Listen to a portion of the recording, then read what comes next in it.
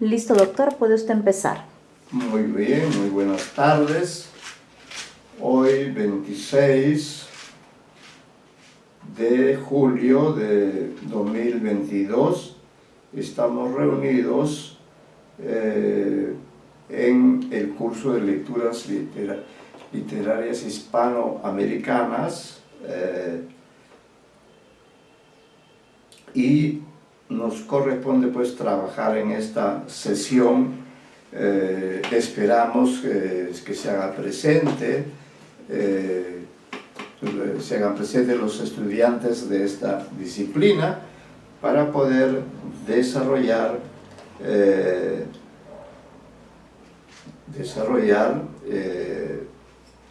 los temas correspondientes a la sesión de hoy, que son, diríamos, importantes para el conocimiento de los estudiantes, ¿no? Hemos estado trabajando con varios textos y hoy día trabajaremos con algunos de ellos.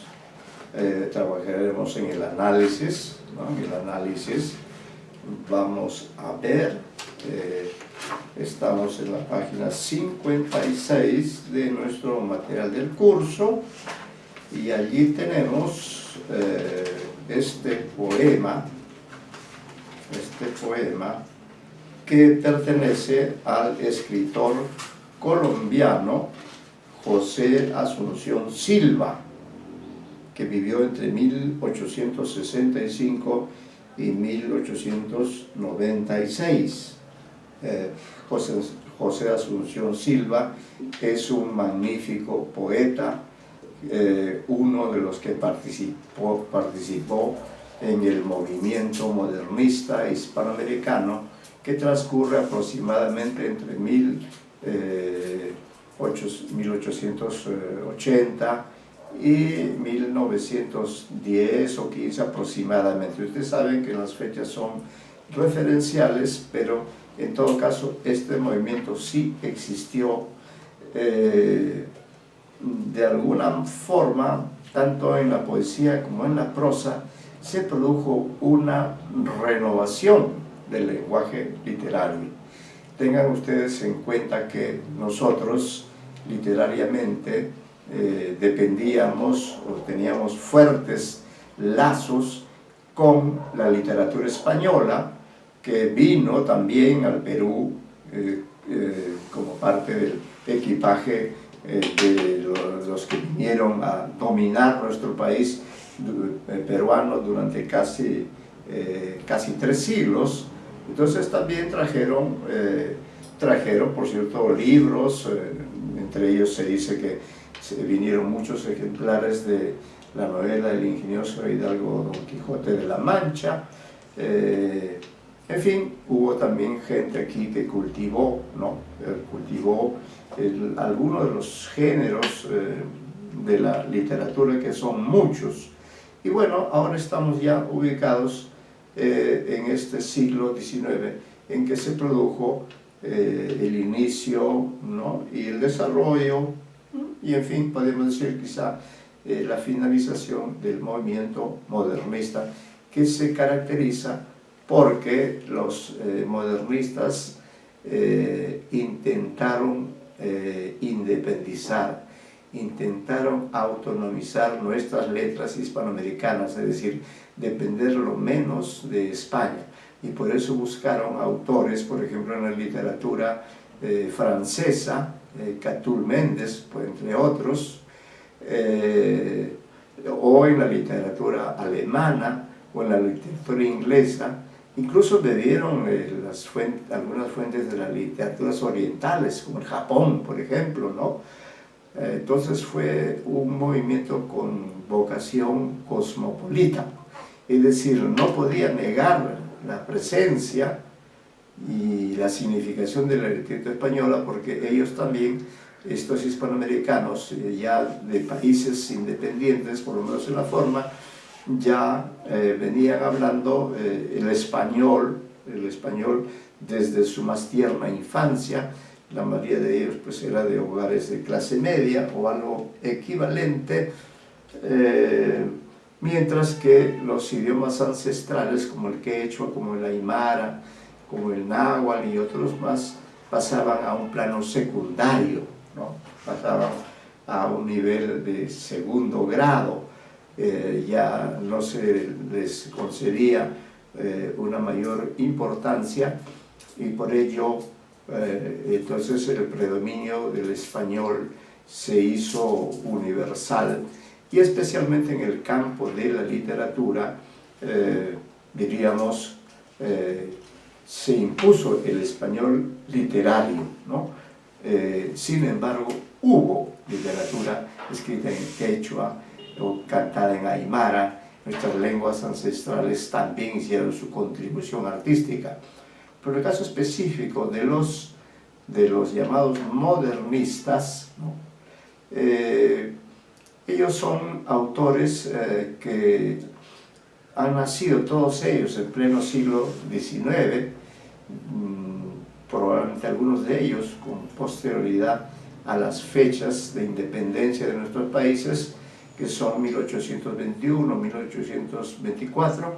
El 24 se da la liberación de toda América del Sur, aunque en el norte, por ejemplo en Cuba, sigue todavía el régimen colonial, nada menos que hasta 1898. Entonces estos jóvenes, entre ellos por ejemplo José Martí, José Asunción Silva, Julián del Casal, el propio Rubén Darío, Leopoldo Lugones, todos estos escritores. Julián del Casal, por ejemplo, vive entre 1863 y 1893, ¿no? Luego tenemos también al glorioso escritor llamado, vamos a ver acá su nombre en el texto que también hemos leído, hermosísimo texto, Gutiérrez Nájera, ¿no? Entonces hay un buen conjunto de escritores modernistas que en diferentes décadas de este tiempo señalado,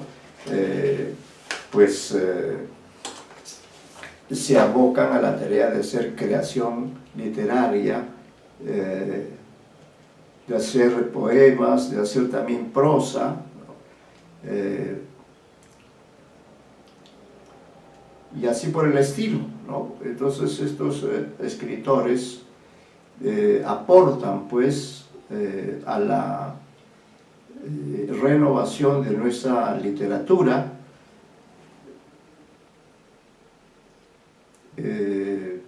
hacen que incluso llegue un momento en que los propios españoles admiten que los maestros en ese momento ya no son ellos, sino son los hispanoamericanos, y ese reconocimiento se da en la propia España cuando llega allí Rubén Darío,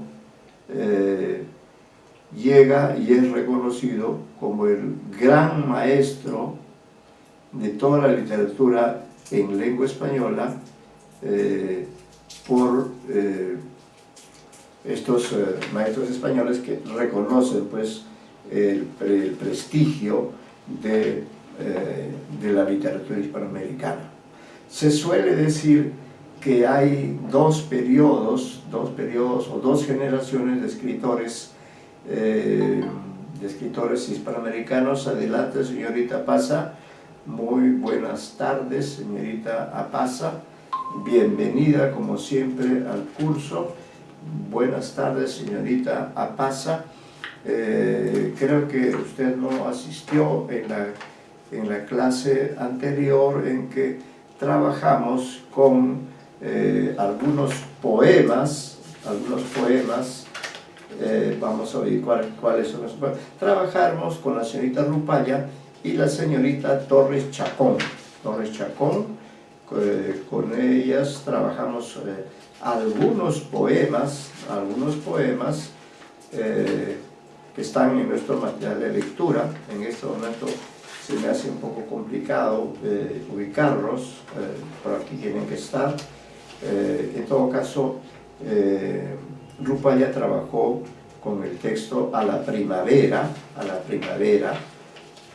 vamos a ver en qué página está ese texto, señorita, denme unos minutos. Julián Casal,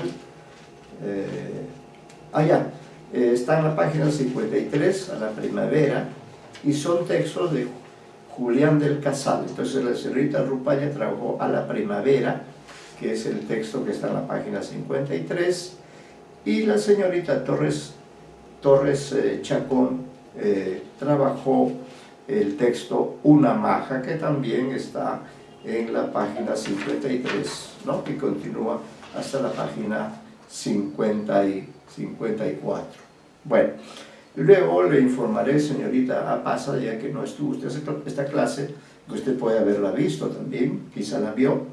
En todo caso, quiero decirles que también leímos un texto en prosa, ¿no? Un texto en prosa. Incluso al terminar esa lectura hay un ejercicio, se dice ejercicio, utilizando el método de la comparación y de la enumeración, redacte una prosa de la misma extensión del texto anterior sobre un tema o tópico modernista, ¿no? Esa, por ejemplo, era la tarea que tenía que hacerse luego de haber leído allí en la sesión ese texto que se llama La última ilusión. Bien, ese ejercicio supongo que usted no lo ha hecho, no sé si lo habrán hecho Rupaya y Torres Chacón, pero hoy día debemos continuar con la clase. Vamos a ver, vamos a hacer una innovación en cuanto al análisis del poema. Entonces, por favor, le pido a usted, para ambientarnos, vaya usted a la página 55. Vamos a leer un par de poemas de José Asunción Silva, pero nos vamos a concentrar especialmente en el segundo poema, que también hay unas tareas, ¿no? Muy bien, José Asunción Silva es un poeta modernista colombiano, que en realidad tuvo una existencia breve, como allí se dice. Nació en el año 1865 y murió en el año 1896, es decir, no sé, de 30 y tantos años, algo así. Imagínense qué joven murió, ¿no? 30 y tantos años, 40 y tantos años, no más, ¿no? Década de 6, 7, 8, 9, sí, treintón murió, miren, en la plenitud de la vida, como Mariano Melgar, como Javier Heró. José Asunción Silva, de vida trágica, murió pues muy joven, pero dejó una obra poética, especialmente de gran trascendencia, ¿no? Se dice que él hizo un viaje, creo que desde Venezuela, para volver a Colombia, porque él era colombiano, pero ese viaje en el cual iba, en una nave, en un barco, ese barco naufragó. Él pudo salvar la vida, pero su obra literaria no. Seguramente iba en un baúl, en un maletín. Esa obra simple y llanamente, diríamos, se fue hasta el fondo del mar. Eso fue un golpe muy fuerte para él. Volvió a Bogotá, pero luego, como le digo, ya no estuvo mucho tiempo. Había muerto también su hermana, una hermana muy querida, y eso también fue otro golpe más entre los muchos que él sufrió a lo largo de su vida. No sé si usted, señorita Pasa, puede leer en la página 55 el poema Ars, que significa en latín arte. Ese poema es de José Asunción Silva, y nos le agradeceríamos que lea ese poema. Haremos un comentario breve, pero nos vamos a centrar especialmente en el otro tema. el texto que se llama Un poema, ¿no? A ver si usted puede leer con buena lectura, como usted suele hacerlo, el poema Ars, que está en la página 55 y se prolonga hasta la página 56. A ver, señorita Pasa, la escuchamos. Sí, profesor. En un momento. Ars. El verso es vaso santo, poned en él tan solo un pensamiento puro, en cuyo fondo bullan hirvientes las imágenes como burbujas de oro de un viejo vino oscuro. Allí verted las flores que en la continua lucha ajó del mundo frío. Recuerdos deliciosos del tiempo que no vuelven, nardos empapados en gotas de rocío, para que la existencia mísera se embalsame cual de su ciencia cognata, quemándose en el fuego del alma enternecida, de que el supremo bálsamo basta una sola gota. Correcto, ya está. ¿Algún comentario que quiera hacer sobre este poema?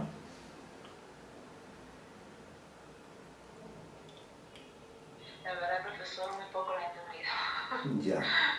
Al principio como que comenzó bien, como que el verso, siento que tenía que ver con la naturaleza y el arte poético, pero no sabría cómo conectarlos. Uh-huh.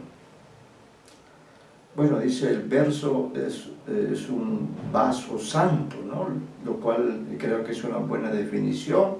Dice, poner en él tan solo un pensamiento puro, no cualquier pensamiento, en cuyo fondo bullen hirvientes las imágenes como burbujas de oro de un viejo vino oscuro, ¿no?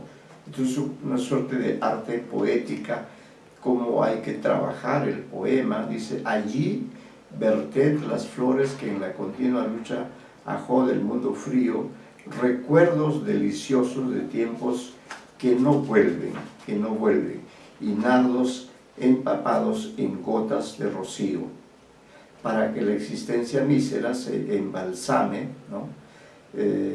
Cual de una ciencia ignota, quemándose en el fuego del alma enternecida, de que el supremo bálsamo basta una sola gota.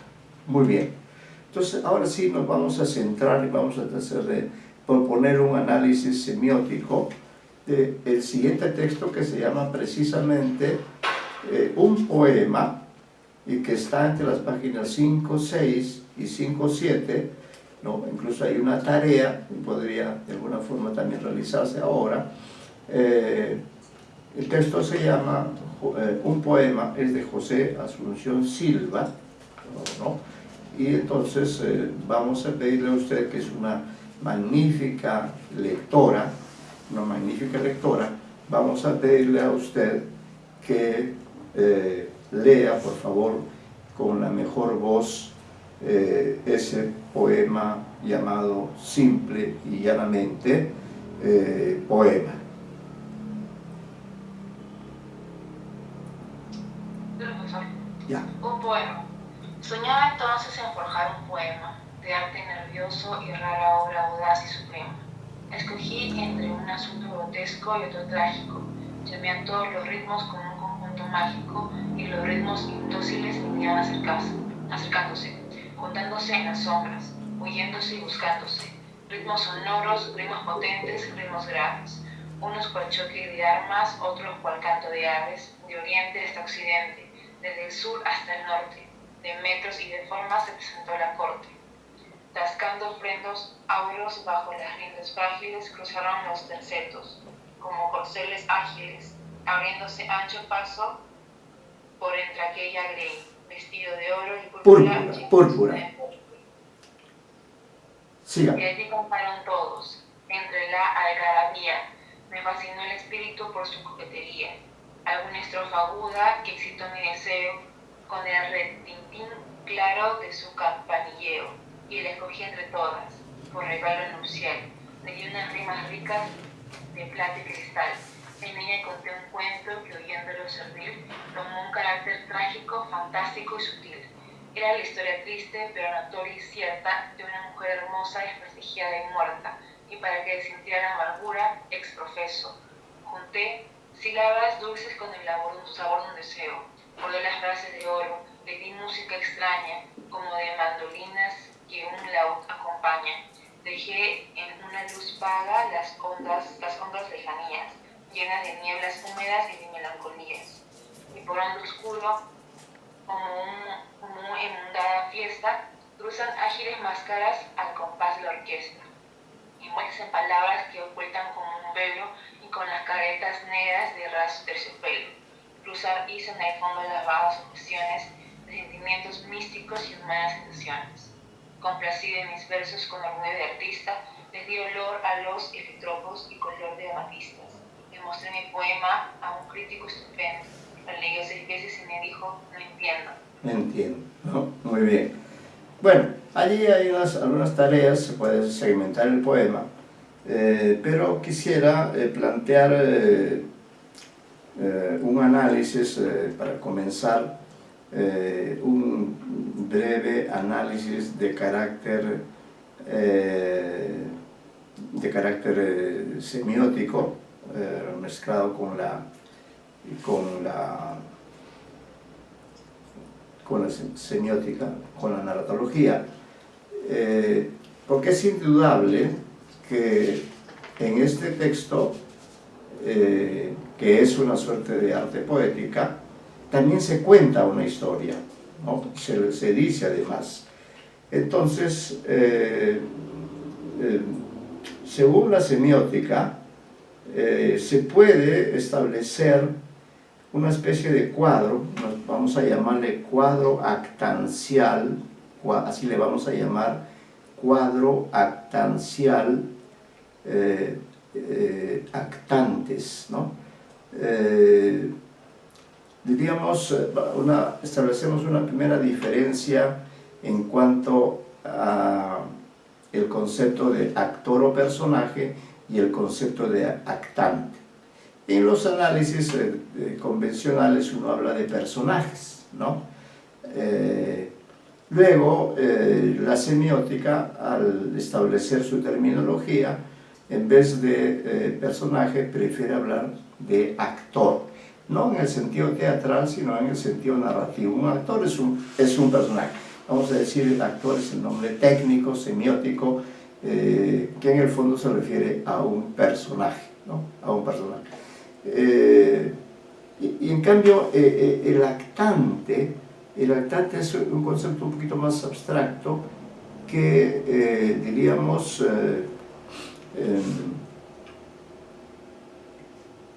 que es simplemente un actor que asume un rol dentro de una situación,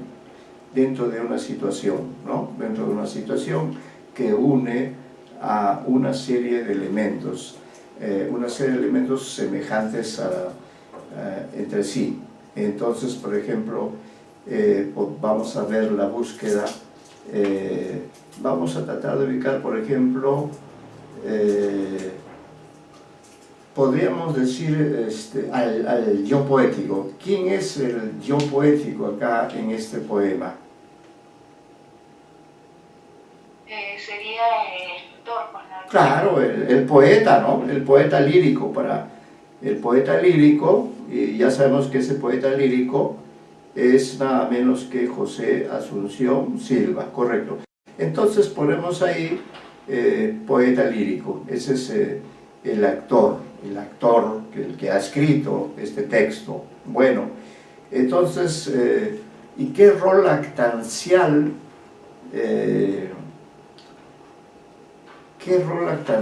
desempeña este poeta lírico? Usted sabe, ¿ha seguido un curso de semiótica o no? No, profesor. Bueno, entonces le voy a decir, ¿no? Ahora le voy a mostrar la página. Entonces tenemos que el poeta lírico que escribe este lindo poema que hemos leído,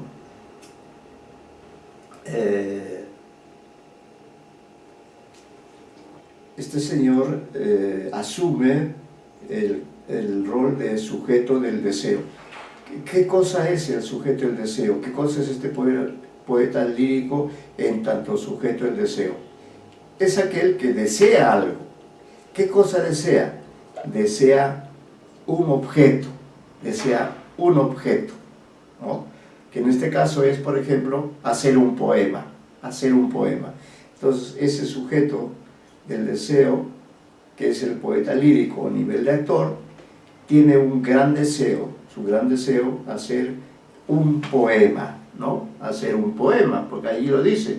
Soñaba entonces en forjar un poema de arte nervioso y raro, debería decir, obra audaz y suprema. Escogí un asunto grotesco y todo, etcétera, ¿no? Entonces el objeto de deseo es un poema, eso es lo que él quiere hacer, un poema. Un poema, eso es lo que quiere decir. Ahora, entonces ya tenemos a dos actantes que son uno, el poeta lírico, él es el sujeto del deseo, y lo que él desea es hacer un poema. Entonces, hacer el poema, esto que él desea realizar, a eso se le llama el objeto del deseo, el objeto del deseo, ¿no? Entonces vamos siguiendo con la construcción de, no sé si usted alcanza a ver acá, en esta parte inferior de la página de mi cuaderno, alcanza usted a ver un cuadro, no sé si, a ver, me dirá usted, acá dice destinador, concéntrese en eso, destinador, objeto del deseo, destinatario, ¿no? 3 elementos en línea, y líneas más abajo dice ayudante, sujeto del deseo, oponente, ¿no? No sé si alcanza usted a ver en la parte inferior de la página del cuaderno que estoy mostrando. ¿Logra ver? No, profesor. No es posible, ¿no? Bueno, de todas maneras yo iré explicando, ¿no? Y le diré a usted que, a ver, bueno, ya tenemos, entonces, como parte del análisis, establecimos la presencia de un sujeto del deseo, que es el poeta lírico, el cual tiene un objeto del deseo, que es hacer un poema. Entonces, entre ellos se establece una relación, ¿no? Y esa relación es la relación del deseo, Ya. Luego, volviendo al objeto del deseo, hacer un poema, hay otro actante que también es un actor, porque los actores y actantes pueden ser seres humanos o pueden ser otros elementos de la realidad, como una ciencia, una ciudad, etc. Pero lo interesante es que el sujeto del deseo puede hacer un poema porque existe un arte de hacer poesía que se llama precisamente la poesía, ¿no? Y ¿quién es aquella instancia que difunde la poesía, que la ha hecho conocida entre los probables literatos, ¿no? Esa instancia que hace posible que usted tenga ahí a la mano el poema, ¿no? Pero el poema viene de una fuente, viene de un destinador. Ese destinador es la poesía en general. Todos los poemas existentes o todos los poemas que usted pueda ver o que tenga cualquiera de ellos, ¿viene de dónde? Viene de la poesía, ¿no? La poesía tiene sus reglas, la métrica, por ejemplo, la rima, el ritmo, las estrofas, un soneto, una elegía, una décima, etc. Todas esas son opciones que las proporciona este destinador que es la poesía en tanto arte que está en el mundo y que uno puede acceder a diversos aspectos de la poesía, puede acceder debido a que están en libros. Por ejemplo, si yo tomo el libro de Octavio Paz, su libro dedicado a la poesía, lo leo y ahí me permite hacer poesía, ¿no? O comprender qué es la poesía. Entonces, esa instancia que además nos sobrevive, la poesía como tal existe hace miles de años, y allí hemos entrado nosotros, usted y yo, con la finalidad de estudiar la poesía, conocer a los poetas, conocer los poemas, como estamos haciendo esta tarde. Entonces, esa instancia, diríamos, generadora, que se ha instituido en instituciones, ¿no? Esa instancia se le llama semióticamente destinador, aquel que pone al alcance de los usuarios, de los receptores, pone todos los posibles poemas que existen, todos los recursos estróficos, silábicos, las figuras literarias, todo aquello pone en los conceptos léxicos, todo aquello es la poesía en tanto destinador. ¿Y a quiénes está dirigido o al alcance de quiénes está este objeto abierto, maravilloso, extraordinario? ¿Es la poesía? Está abierto a todos los posibles poetas, ¿no? Posibles poetas, es decir, ellos son los que reciben, ¿no? Conocen, estudian y finalmente plasman. ¿Cómo le llamamos actancialmente? Le llamamos destinatario. Destinatarios son usted, por ejemplo, y yo en este momento somos destinatarios porque estamos leyendo poemas de nuestro material de lectura, y todos esos poemas que están allí vienen de la poesía, preexisten a los poetas concretos, y a esa instancia generadora de la poesía, de su difusión, de su presencia permanente, se le llama actancialmente destinador, ¿no? Destinador, es la poesía. Y luego los destinatarios somos todos nosotros, posibles poetas, ¿no? Que conocemos, y para ello tenemos que estudiar, tenemos que leer y luego escribir, ¿no? Leer estos poemas, como ha ocurrido con este poeta José Asunción Silva, que ha llegado a plasmar estos poemas que ahora están en nuestro material, pero que antes no existían. Pero gracias a que este poeta lírico deseó escribir este poema, que habla precisamente de las hazañas que vivió un poeta, es que se ha plasmado este poema que se llama un poema, que es bonito, que es agradable, ¿no? Bien, luego diríamos también actancialmente, hacer este poema no es una tarea fácil, no es una tarea fácil, es una tarea compleja, hay mucho trabajo de por medio, construir el verso, ver si hay, ahora comprobaremos si hay o no hay rima, es decir que el poeta requiere de un ayudante, ¿no?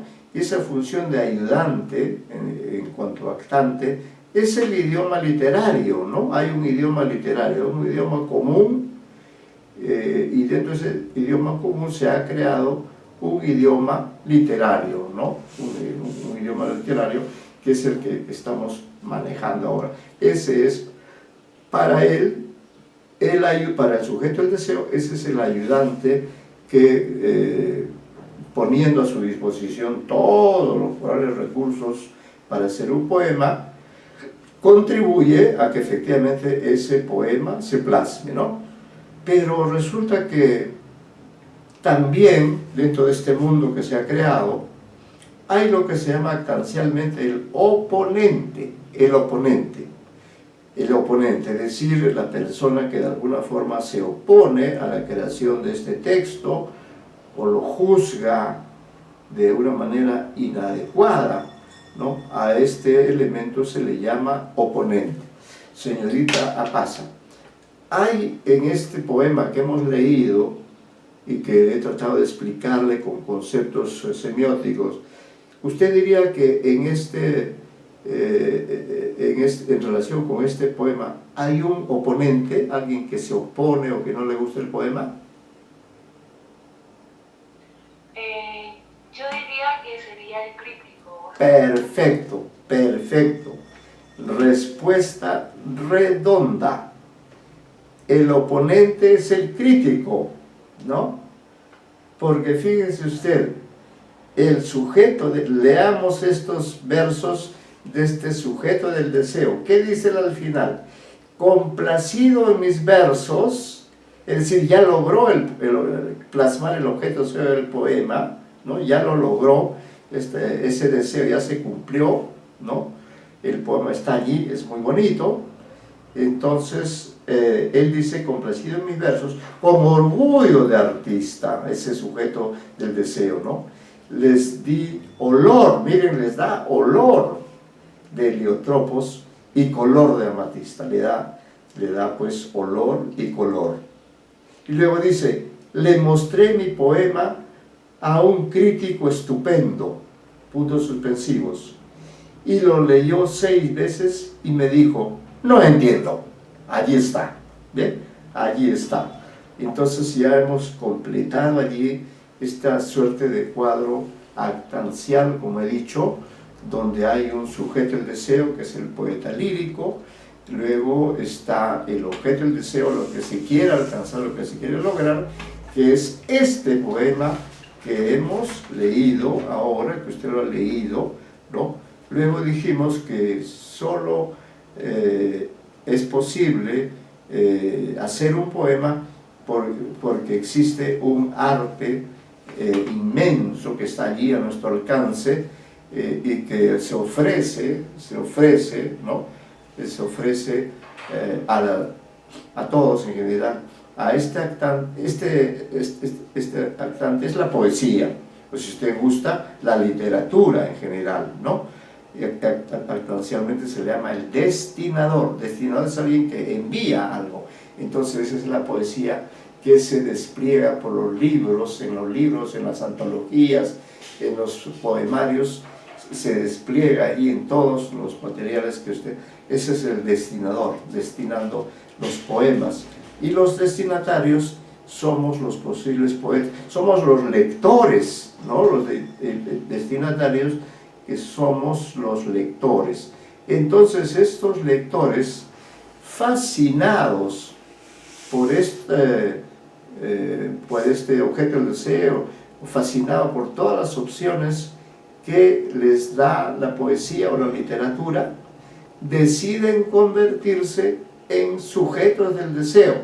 Es decir, no quieren ser solamente lectores, señorita Apaza, sino quieren ser escritores, ¿no?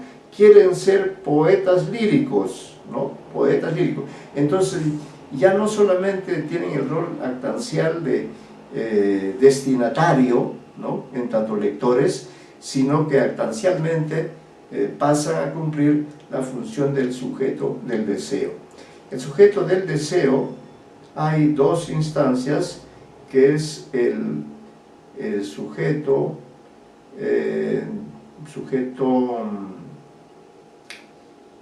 del deseo,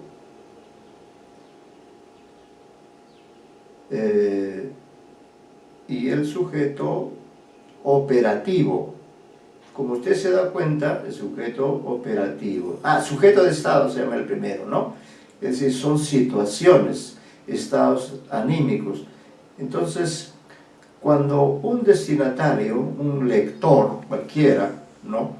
Pasa a la función de sujeto del deseo, sin embargo, él internamente pasa por 2 momentos. El sujeto de estado. ¿Qué es el sujeto de estado? Es el sujeto que, motivado por la lectura de otros poemas, desea escribir un poema. Desea escribir un poema. Quiere escribir un poema, ¿no? Ahora, para eso, entonces, internaliza ese deseo, como seguramente hizo José Asunción Silva, cuando comenzó a pensar en la posibilidad de hacer un poema. Entonces él, primero dijo él internamente, sin escribir nada todavía, dijo: quiero hacer el poema, deseo hacer el poema. Pero él se preguntó: ¿pero puedo hacerlo? ¿Sé hacerlo? Esos son los 4 verbos fundamentales, ¿no? Querer, desear, saber y poder, ¿no? Entonces internamente se preguntó: quiero hacer ese poema, deseo hacer ese poema. Y ya luego, cuando pasó a la acción, de escribir, entonces se convierte en un sujeto operativo. Usted ha pasado por estos estados, ¿no? Entonces, en tanto sujeto operativo, comenzó a construir este poema que hemos leído hoy, y que ha sido posible porque él conoce el arte de la poesía, es un lector, y de allí ha tomado una de las opciones, ¿no?, de este destinado, pues, porque si no existiría la poesía, no existiría todos los posibles poemarios, tipos de poemas, estrofas, versos, y yo no podría hacer el lenguaje, no podía ser un poema. Y este poema se difunde de manera masiva, pública, permanentemente, hacia los destinatarios que somos los lectores, ¿no?, los posibles poetas. Entonces este lector, actancialmente se le llaman los destinatarios, es decir, los que reciben, ¿no?, los poemas o los objetos literarios que están allí al alcance nuestro, en el colegio, en la universidad, en la biblioteca, o alguien nos regala un libro, etc. Caben todas las posibilidades. Entonces este señor deja de ser simplemente destinatario y pasa a ser sujeto del deseo. Es este poeta lírico. Entonces él dice: quiero hacer un poema, deseo hacer un poema, y se pregunta: ¿puedo hacer un poema? ¿Sé hacer un poema? ¿No? Y entonces, cuando pasa del quiero hacer al hecho mismo de hacer, al hecho mismo de poder hacerlo, en ese momento pasa a ser un sujeto operativo que se pone a escribe el poema, siguiendo las sugerencias, siguiendo las opciones que le da la poesía en tanto destinador, ¿no?, hasta que logra plasmar este poema maravilloso que hemos leído, para el cual él tuvo como ayudante al idioma literario, con todos los recursos, ¿no?, que él conocía, que él tenía a la mano, porque era un lector maravilloso, y también, curiosamente, y este es el elemento que nos despierta mayor interés, había un oponente, es decir, alguien que dijo que no entendía el poema, ¿no? A eso llegan a veces los críticos.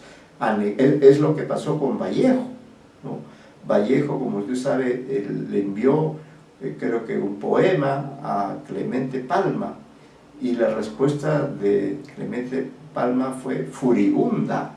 Se sintió agraviado por haber recibido, en tanto destinatario, recibido ese poema de manos del destinador, que en este caso era César Vallejo, ¿no? Y luego él se puso también, Clemente Palma, en el rol de destinador, y le envió un mensaje fuerte a Vallejo, convertido en destinatario, donde le decía pues que debe renunciar a la poesía, que su poesía era una vergüenza para la colectividad trujillana, y que en cuanto se enteraran que él había escrito ese poema, probablemente lo iban a poner en los rieles del tren para matarlo, ¿no? Eso es lo que ocurrió, eso es lo que ocurre en situaciones así. No sé si, bueno, y entonces en este poema, que es muy bonito, vamos a hacer algunas tareas. Por ejemplo, una primera tarea va a ser numerar los versos. Vamos a numerar los versos Yo voy a ir cantando, usted también va numerando el poema. 1, 2, 3, 4, 5, 6, 7, 8, 9, 10, 11, 12, 13, 14, 15, 16, 17, 18, 19, ¿no? 19. Pasamos a la siguiente página. 20, 20, 21, 22, 23, 24, 25, 26, 27, 28, 29, 30, 31, 32, 32, 33, 34, 35, 36, 37, 38, 39 y 40. Redondo, número redondo, 40 versos. Y miren, 39 de ellos podemos decir son positivos y uno solo, el 40, pesa, se contrapone, contraste con todo lo anterior cuando dice, lo leyó 6 veces y me dijo, no entiendo. Qué peor insulto, imagínense usted que ha escrito este poema y va y lo lleva de un amigo o una amiga, y este señor o señora lo lee varias veces y le devuelve a usted el poema y le dice, no entiendo, ¿no? Entonces esto es lapidario, ¿se da cuenta usted? Entonces ahora, después de haber visto que tiene 40 versos, vamos a ver si hay o no hay rima. Vamos a ver la cuestión de la rima, poema, suprema. Al parecer sí, ¿no? Poema, suprema, hay rima, ema, ema. Luego el verso 3 termina en trágico y el verso 4 termina en también mágico. O sea que también hay rima entre 3 y 4. Sigamos. El verso 5 dice, y los ritmos indóciles vinieron acercándose. Es el verso 5. El verso 6 dice, juntándose las sombras, huyéndose y buscándose. También hay rima, es decir, riman 2 versos entre sí, ¿no? Luego el verso 7 dice, ritmos sonoros, ritmos potentes, ritmos graves. El 8 dice, unos cual choque de armas, otros cual canto de aves. Otra rima, ¿ve? Entonces es un poema con rima. ¿De dónde tomó la rima? De ahí, de la poesía, del arte de hacer poesía con rima. Luego el verso 9 y 10 también riman porque es norte-corte, ¿se da cuenta? Luego viene 11 y 12, frágiles, ágiles. Luego el verso 13 y 14, grey, rey. Verso 15 y 16, algarabía y coquetería. 17 y 18, deseo, rima con campanilleo. 19, regalo nupcial, cristal, si hay rima, entonces también hay rima, ¿no? Hay rima, cristal. Luego, 21, 22, servil y sutil, sin duda rima. 23 y 24, era la historia, triste pero notoria y cierta, rima con muerta, ¿no? Del verso número 24. 24. Luego 25, 26, exprofeso, rima con beso. Rima con beso. 27, 28, bordé las frases de oro, les di música extraña, como de mandolinas que un laúd acompaña. Rima. Dejé una vaga luz de las ondas lejanías, llenas de nieblas húmedas y de melancolías. También rima. Luego 31, 32, fiesta, rima con orquesta, envueltas en palabras que ocultan como un velo y con caretas negras de raso y terciopelo. También hay rima. Luego también hay rima entre 35 y 36, entre sugestiones y tentaciones. Luego 37, 38, artista, rima con amatista. Y luego el verso 39, que dice estupendo, rima sin duda con no entiendo. Allí está. ¿Ve? Ya descubrimos que el poema está constituido por 40 versos y la rima se da entre dos poemas, ¿no?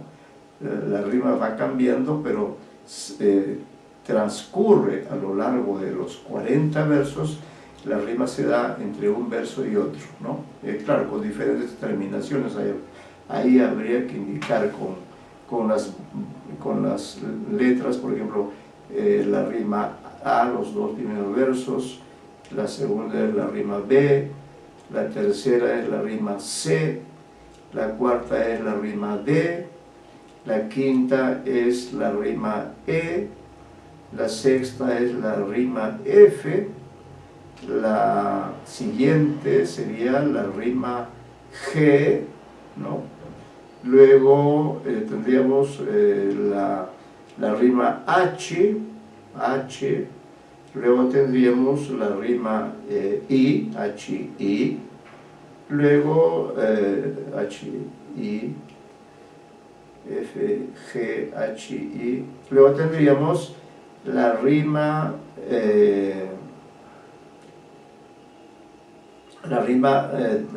dice por regalo nupcial, y le di una rima ricas de plata y cristal. Esa es la rima L, ¿no? El verso 19 y el 20. Estamos a la mitad de la denominación. Luego de la L viene la M, 21, 22 es la M, 23 y 24 es la N. No vamos a considerar la ñ, aunque podría ser también, ¿por qué no? N, ñ, O, la rima O, 25, 26, 27, 28, O sería la rima P, luego 29, 30 sería la rima Q, 31, 32 sería la rima R, 33 y 34 sería la rima, para no decir R, sería la S, la 35 y 36 sería la T, 37 y 38 sería la STU, y la última sería la V. Ahí está, ¿no? Ahí está. Ahora, señorita Apasa, cabe dentro de las tareas que se señalan aquí, que varias ya la hemos realizado con usted, ¿no? ¿Qué dice usted, señorita? Ya destacamos la forma estrófica, ya vimos que hay estrofas, que hay rimas, ¿no? Luego también decimos explicar el contraste entre el poeta y el crítico estupendo. Sí, y luego nos queda la tarea de segmentar el poema.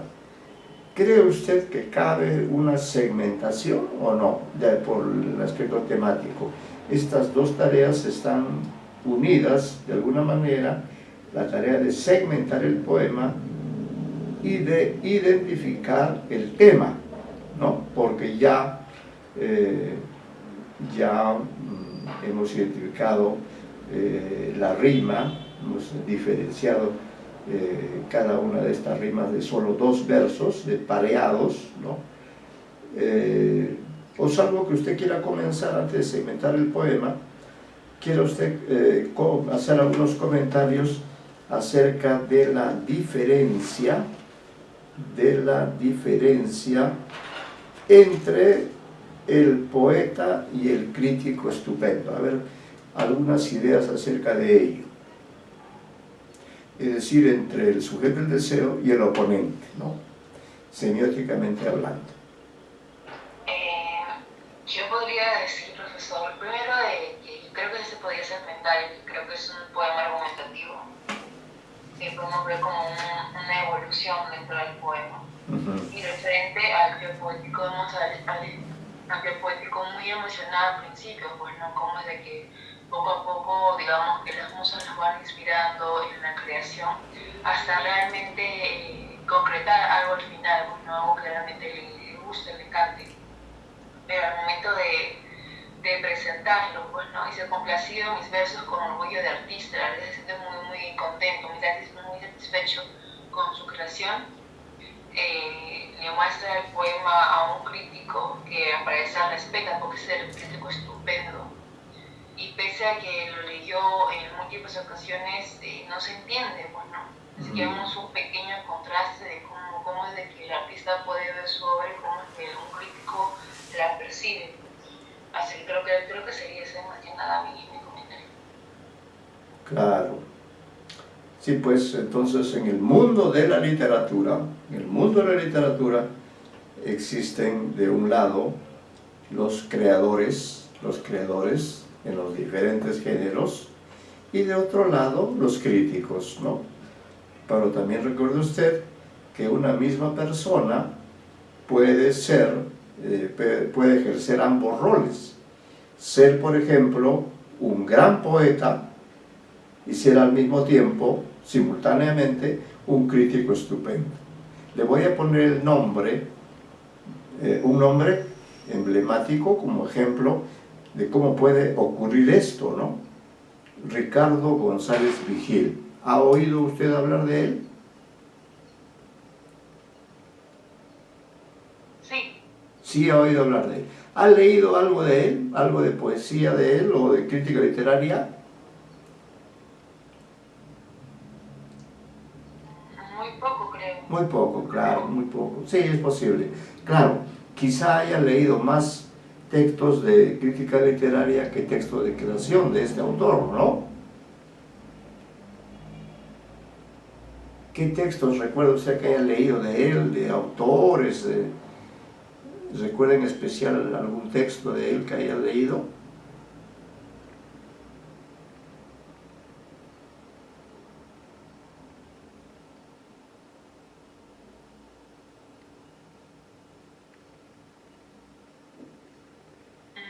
Creo que muy poco he leído.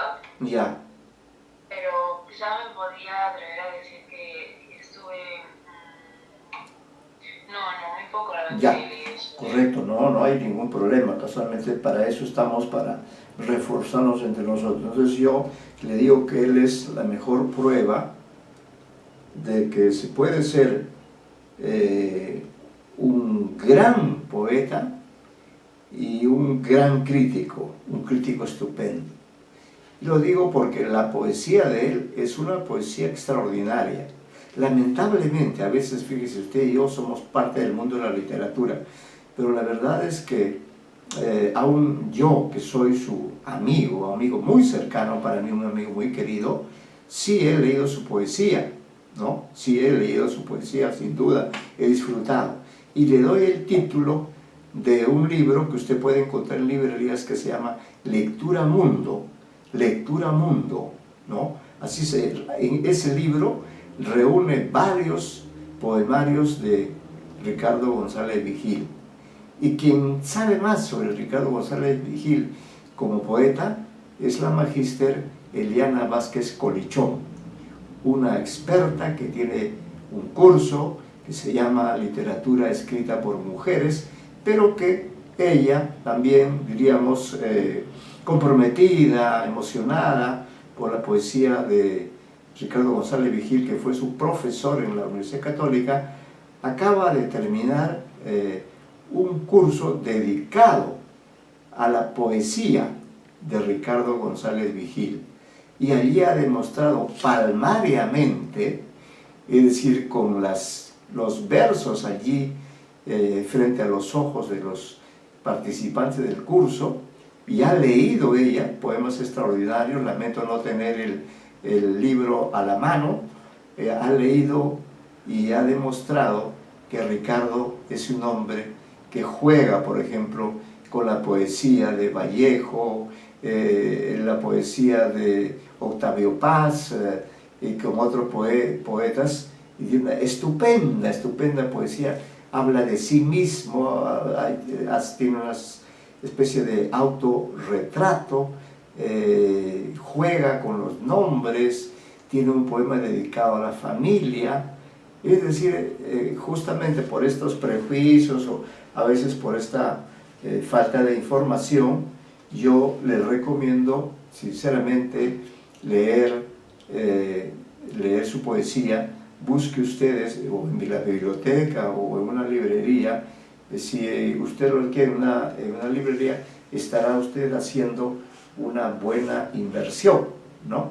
El libro se llama Lectura Mundo y es un libro extraordinario que me lo dedicó de modo especial hace algunos años, y yo he leído maravillado esa poesía, pero no atiné nunca a escribir nada sobre esa poesía. En cambio, la magíster, la profesora universitaria Eliana Vázquez Colichón, sí le entró, se dice, con todo, en un curso maravilloso. Probó ante sus participantes, probó la certeza de este juicio que dice que él es un gran poeta. Como la gente a veces no le hace mucho caso, o la crítica no informa lo suficiente, además como él es un hombre parco, humilde, sencillo, generoso, ¿no? Entonces, claro, no suena mucho, pero yo le recomiendo a usted, que es una magnífica alumna, que sí lea usted a Ricardo González Vigil, poeta. Ahora, en cuanto a crítico, él es un crítico extraordinario. Ha publicado, por ejemplo, varias ediciones de la poesía completa de César Vallejo. Tiene varias ediciones, la última de las cuales, por ejemplo, no tengo. En cambio, tengo las ediciones son importantes. La edición del año 1991, por ejemplo, es una monumental obra de la poesía completa de Vallejo, por supuesto con notas a pie de página, con información de otros autores, con un prólogo, ¿no? Con toda una información valiosísima para usted, que si alguna vez alguien le manda a hacer un trabajo sobre César Vallejo, sobre la poesía de César Vallejo, allí tiene usted las ediciones críticas realizadas por él en 1991, luego el 2012 otra edición de poesía completa en otro formato, pero completa toda la información, y luego me parece que el 2019, si no me equivoco, es decir, hace muy poco tiempo, entre 19 y 20, salió una edición de, no sé si sea la última o la penúltima, donde él vuelve a presentar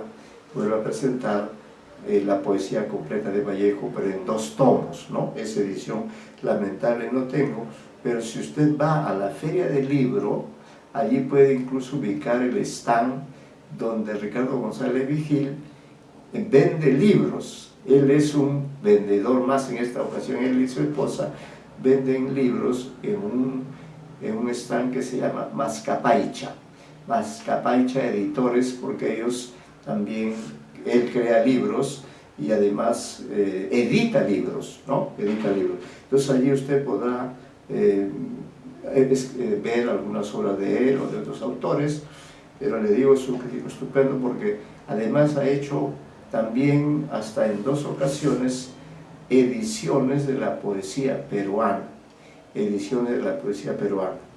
Una la hizo con el Banco Continental, una edición de la poesía peruana en un solo tomo, que era parte de una colección de 3 tomos, pero los otros tomos estaban a cargo de otros especialistas. Él se hizo a cargo del 3er tomo de la poesía contemporánea, creo que dice desde Vallejo hasta nuestros días.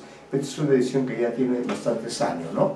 Luego, con relación al cuento, que es otro género maravilloso, cuento y novela, en caso del cuento, los concursos más importantes que premian con una buena cantidad de soles a los poetas, a los novelistas y ensayistas, es el premio Copé.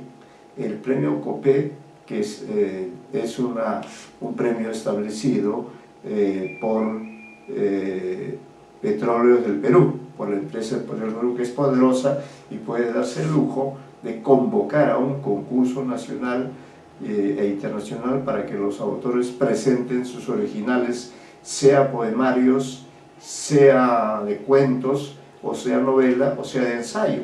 Entonces se convoca, los participantes envían sus originales a las direcciones que da Petroperú, envían sus originales para ser evaluados y eventualmente premiados. Luego también designa a un jurado, ¿no? Un jurado, y creo que somos 5 personas. He tenido oportunidad varias veces de ser jurado en cuento, en novela y en ensayo. En el único género en que no he trabajado es en poesía, pero luego en los 3 géneros he sido jurado, ¿no? Jurado dictaminador del concurso de Copé. Y entonces allí he podido apreciar, ¿no? Por ejemplo, en el caso del cuento, magníficos cuentos que además se publican, eso es importante, esos cuentos originales, cuentos escogidos por el jurado dictaminador, esos cuentos se publican luego en forma de libros con la selección.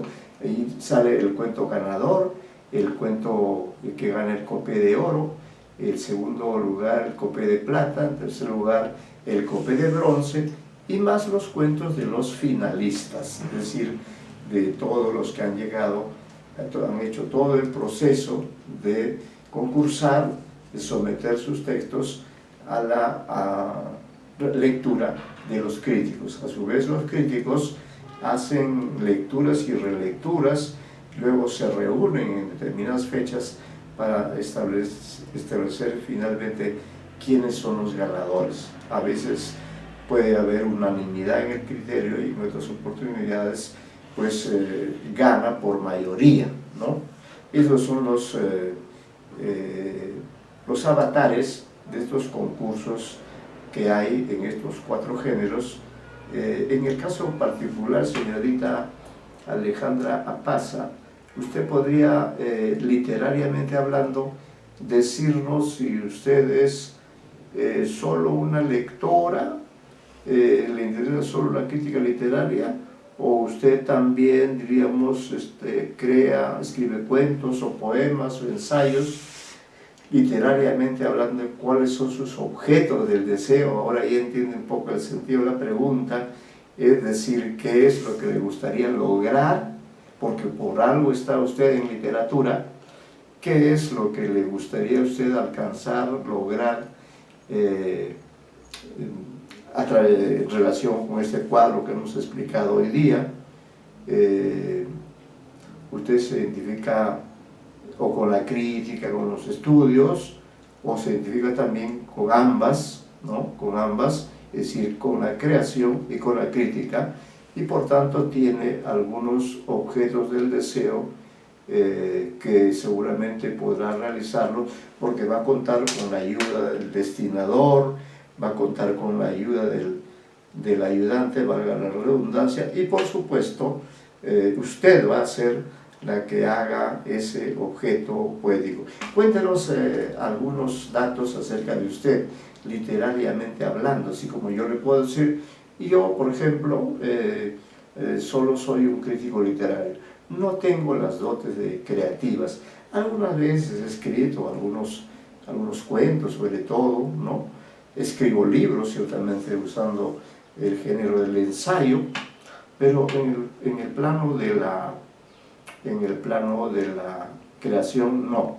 En todo caso, en poesía le voy a mencionar 3 nombres de 3 grandes poetas a los cuales admiro, que serían César Vallejo, número 1, número 2, por el momento digo Ricardo González Vigil, y número 3, José Watanabe. Los 3 son extraordinarios, pero en la poesía peruana hay otros que son igualmente extraordinarios. En el caso de la prosa, en el caso de la novela, por ejemplo, a mí me gustan García Márquez, José Saramago y Leonardo Padura, ¿no? Esos 3 por ahora prefiero decir eso, García Márquez, José Saramago y Leonardo Padura, son 3 grandes novelistas. En cuanto a los cuentistas, allí yo pondría a Ribeiro, ¿no? A Ribeiro, pondría a Juan Rulfo, Ribeiro, Juan Rulfo y Arreola. Creo que es Juan José Arreola, ¿no? Esos serían los cuentistas que de momento, después claro me puedo acordar más, pero para darle en todo caso, ¿no? En caso de novela le he dicho Saramago, Padura y García Márquez, ¿no? En el caso de poesía, García Márquez. En el caso de poesía le he dicho que admiro a Vallejo, César Vallejo, admiro a Ricardo González Vigil y he puesto José Watanabe, ¿no? Ahora, sobre ensayistas, prefiero ahora no mencionar nombres ni apellidos, ¿no? Pero sí me gustaría que usted proceda como he hecho yo, ¿no? Ampliamente, libremente, porque creo que eso es importante. Después podemos hacer las tareas que están pendientes, que no son fáciles de hacer, por cierto, ¿no?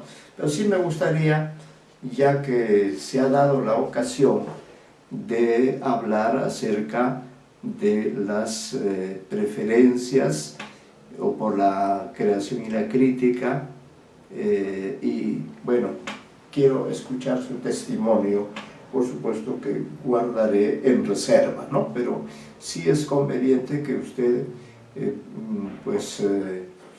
ya que ha visto a este señor que hace un hermoso poema, y el crítico estupendo le dice, no entiendo, ¿no? Espero que nunca le ocurra eso. Bueno, ¿qué nos puede decir sobre su perfil literario, académico, señorita Apaz?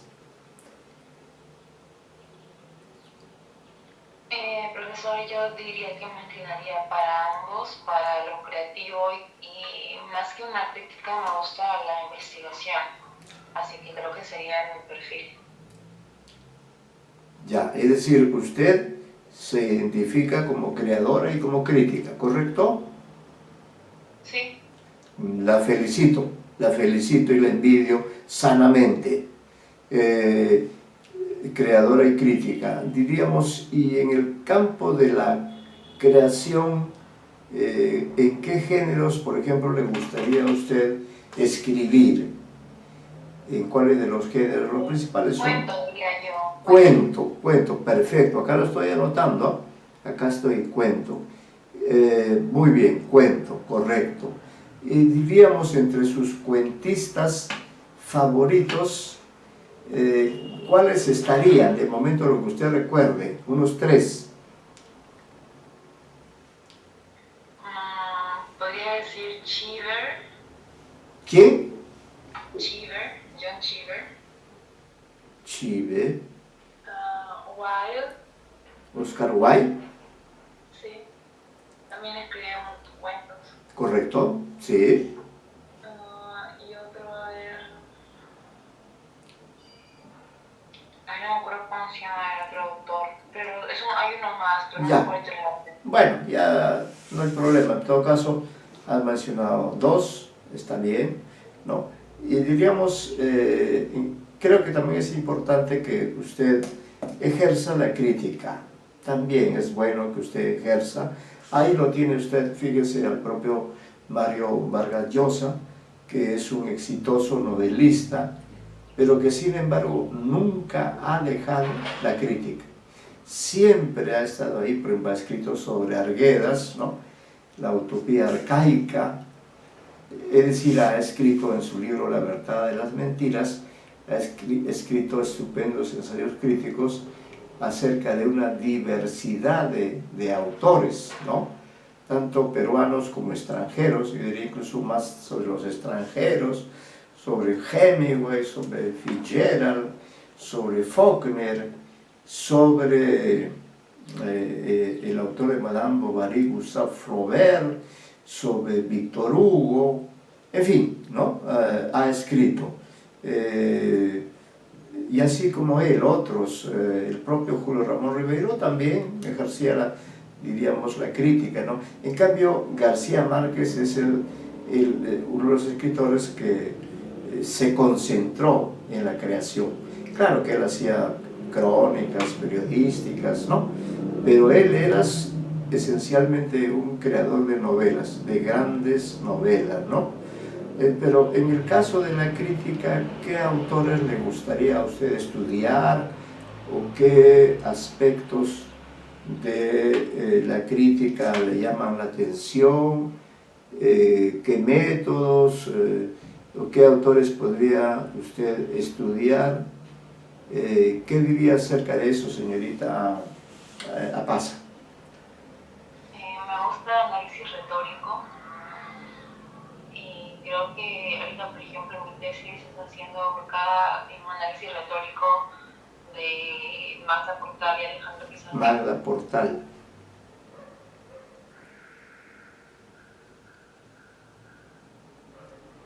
Usted, dígame, ¿ya sustentó alguna tesis o todavía no? Estoy recién en seminario número 1 de tesis, así que estamos terminando el primer capítulo. Correcto. ¿Y cuál va a ser su tema de tesis? El análisis retórico sobre la muerte y la soledad, la perspectiva de la muerte y soledad entre Magda Portal y Alejandra Pizarnik. Correcto, amor y soledad. Muerte y soledad. ¿Perdón? Muerte y soledad. Ah, muerte y soledad. Muerte y soledad. Muerte y soledad en Magda Portal. En Magda Portal y Alejandra. Magda Portal y Alejandra Pizarnik. Quiero darle un dato muy importante sobre la poesía de Alejandra Pizarnik. Creo que hace un año o hace 2 años yo fui asesor, tome nota del nombre, fui asesor de la tesis de doctorado del señor Luis Fuentes Rojas. Luis Fuentes Rojas. Él fue mi asesorado y él se graduó brillantemente con una tesis sobre los símbolos en la poesía de Alejandra Pizarnik. Entonces usted puede ver esa tesis, debe estar colgada, como usted es alumna sanmarquina, puede ver esa tesis trabajada con un rigor por este señor Luis Fuentes Rojas, así se llama, ¿no? Ubíquelo ahí. El título es algo así como símbolos en la poesía o simbología en la poesía de Alejandra Pizarnik, ¿no? Él ha sido alumno, es amigo mío y ha publicado también en relación con Ribeiro, ha publicado el archivo personal de Ribeiro, ¿no? El archivo personal de Ribeiro publicado en 2006, mire cuántos años han pasado, y él fue aviador, estuvo en la aviación, ascendió, no recuerdo hasta qué grado de la aviación, se salió de allí, tiene una maestría en comunicación sustentada en Arequipa, tiene también otra maestría en la Universidad de Lima, y en San Marcos hizo la maestría, el doctorado, y como le digo, el doctorado es una tesis sobre Alejandra Pizarnik, donde él consulta pues bibliografía no solamente en español, sino también en inglés, en francés, ¿no? Así que este tema que usted tiene, Muerte y Soledad en Magda Portal y Alejandra Pizarnik, me parece que una de sus fuentes podría ser este libro de Luis Fuentes Roja, ¿no? Es una tesis reciente, una tesis muy rica, en realidad debió sacar 20, pero a veces hay cierta mezquindad en el jurado. Creo que sacó 18 o 19, una de esas dos notas, pero más allá de eso es una tesis hecha con un rigor, con una disciplina propia de un militar. Es que cuando él se propone alcanzar, el sujeto del deseo, se propone alcanzar un determinado objeto del deseo, lo logra, lo consigue, ¿no? Comenzando porque él estudió literatura, así como usted, estudió ya siendo un oficial retirado de la aviación. Entonces, estudió literatura, hizo sus cursos, etcétera, etcétera, etcétera. Además que él es un padre de familia, tiene como 4 o 5 hijos, está casado por segunda vez, pero es un hombre valiosísimo y en cierto momento, bueno, yo lo conocí justamente por Ribeiro, ¿no? Ribeiro fue el que nos acercó y de pronto en el transcurso de esa amistad, en algún momento me dijo, yo quiero también tener un título o un grado en literatura, voy a estudiar literatura, así que se dedicó a estudiar literatura, hizo todos los cursos y luego en un tiempo récord, ¿no? Bajo mi asesoría, sustentó y ha alcanzado el doctorado, pero ahí está él, no sé nada de él últimamente, pero ha venido a casa, somos muy amigos, yo lo quiero y lo admiro mucho porque es extraordinario, ¿no? Así que ahí tiene un dato interesante para usted. Entonces, señorita Apaza, lo que va a quedar pendiente, diríamos así, para la clase en una semana, porque el jueves no hay clases, es Día de la Patria, 28 de julio, para la próxima clase sí me gustaría que usted trate de hacer una segmentación, es decir, si es posible segmentar o encontrar secuencias en este poema. De hecho ya hay dos, ¿no? Una que corresponde al poeta y otra que corresponde al crítico, ¿no? Que están en los dos últimos versos. Bueno, entonces, pero quizá en el transcurso de esos 40 versos es posible establecer una especie de secuencias, ¿no? De momentos del poema. Entonces, y luego identificar el tema. ¿Cuál es el tema de este poema? Creo que en gran medida este poema es un arte poética, es decir, es un poema en el que José Asunción Silva nos habla de la aventura de escribir un poema, ¿no? Y él menciona justamente, dice, escogí entre un asunto grotesco y otro trágico, ¿ve? Ya nos está dando pistas sobre el tema, que es lo que necesitamos saber. Escogí entre un asunto grotesco y otro trágico. Llamé a todos los ritmos con un conjuro mágico. ¡Qué maravilla esto que él dice! Acaba de decir. Llamé a todos los ritmos con un conjuro mágico. Él los conocía, ¿ve? ¿Por qué? Porque estaba en la poesía. Y los ritmos indóciles, ¿no?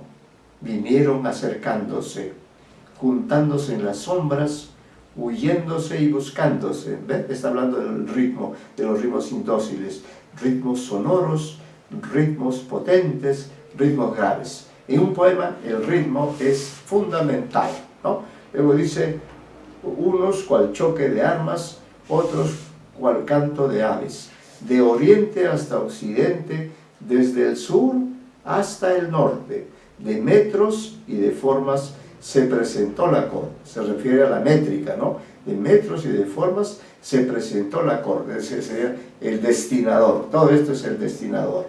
Luego dice, tascando frenos áureos bajo las riendas frágiles, cruzaron los tercetos. ¿Ve? Ya un tipo de estrofa. Los tercetos, como corceles ágiles, abriéndose ancho paso por entre aquella grey, ¿no? Grey, la comunidad. Vestido de oro y púrpura, llegó el soneto rey. ¡Qué maravilla que dentro del poema se hable de que cruzaron los tercetos! Y más abajo dice, vestido de oro y púrpura, llegó el soneto rey. Y ahí cantaron todos, Eso es lo que quiere la poesía, es que todos cantemos, ¿no? Que dice entonces, me fascinó el espíritu por su coquetería, alguna estrofa aguda, imagínense usted, que excitó mi deseo, hemos dicho sujeto el deseo, con el retintín claro de su campanilleo, y la escogí entre todas por regalo nupcial, ¿no? A esa estrofa, la escogí entre todas por regalo nupcial. Le di unas rimas ricas, de plata y cristal. En ella conté un cuento, vea usted, qué maravilla, que huyendo lo servil, tomó un carácter trágico, fantástico y sutil. Era la historia, es el relato dentro del relato, o relato dentro del poema. Era la historia triste, pero notoria y cierta, de una mujer hermosa, desprestigiada y muerta.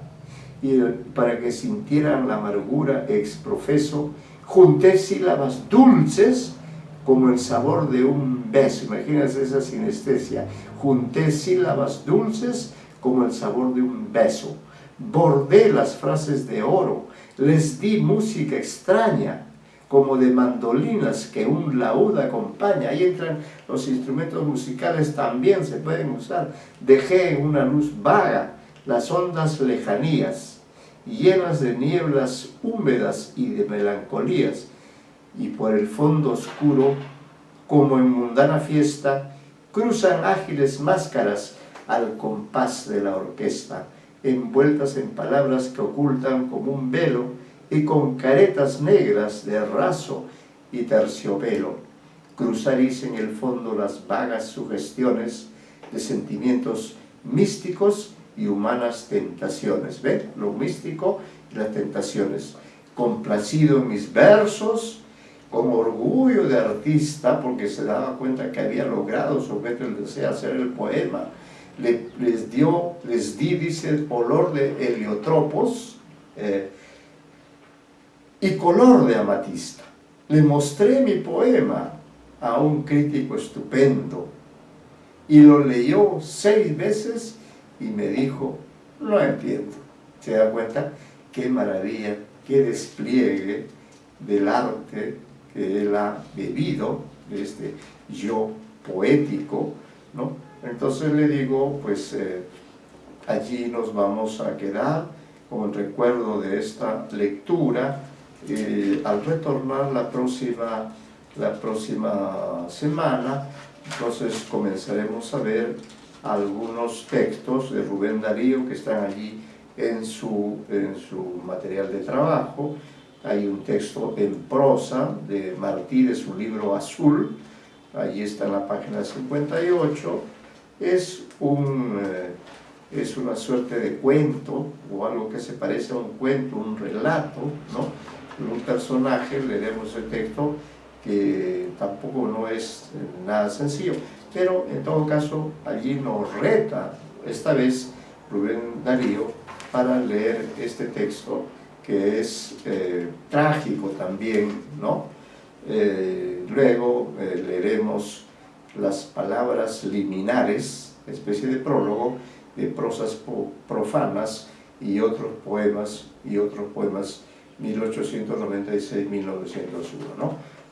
Con esos textos trabajaremos también la próxima semana, pero sí me gustaría, como le digo, señorita Alejandra Paza Ponce, que para mí es una satisfacción inmensa el que usted haya estado hoy día escuchando la clase, ¿no? Que haya compartido conmigo estas vivencias, este análisis que hemos hecho de un poema, ese es su nombre, todas las reflexiones que hemos hecho sobre la creación y la crítica, sobre cómo a veces se complementan la creación y la crítica y a veces están en contra, ¿no? O la crítica no entiende la creación. Y a veces también los creadores son muy duros con la crítica, ¿no? Lógicamente hay una pelea, aunque lo curioso es que hay personas que cumplen el doble rol, ¿no? Es decir, son creadores y son críticos, como es el caso de, por ejemplo, ya lo hemos dicho, ¿no? Mario Vargas Llosa, el propio Alfredo Bryce Echenique también, en el campo de la poesía, Vallejo también, ¿no? También Vallejo no solo era poeta, sino también era crítico literario, ¿no? Crítico literario, novelista, periodista, cronista, etc. Bueno, señorita Alejandra Paza Ponce, muy felices fiestas patrias. Nos vemos la próxima semana. Muy buenas tardes. Gracias, profesor. Feliz 28. Cuídese. Gracias.